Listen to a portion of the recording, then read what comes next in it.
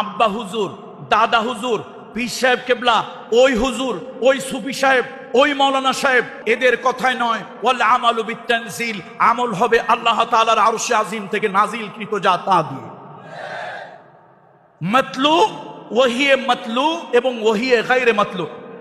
একটা হলো ওহিয়ে মাতলু হলো কোরআনুল কারীম, ওহিয়ে গায়রে মাতলু হলো হাদিস।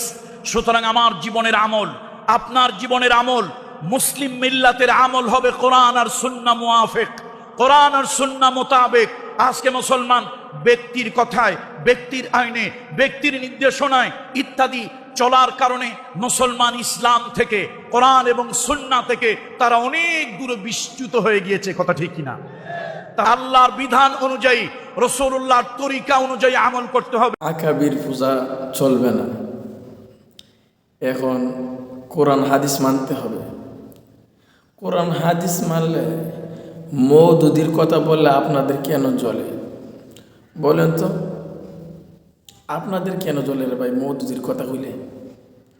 আপনারা যদি এত কোরআন হাদিস মানতে চান তাহলে তো আপনার কোরআন হাদিস বলবেন, আমরাও কোরআন হাদিস বলবো, আকাবিরের কোনো প্রশ্নই ওঠে না।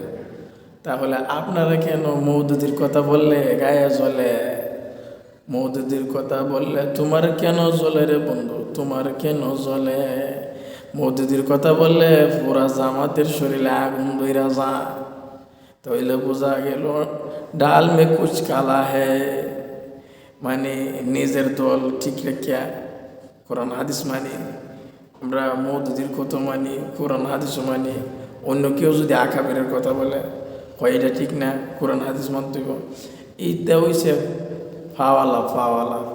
নিজের নিজে ঠিক করো, নিজের আকীদা ঠিক করো, নিজের ইমান আমল ঠিক করে তারপরে খবর যায়, নাইলে ফিড একটা মারি পড়তো না।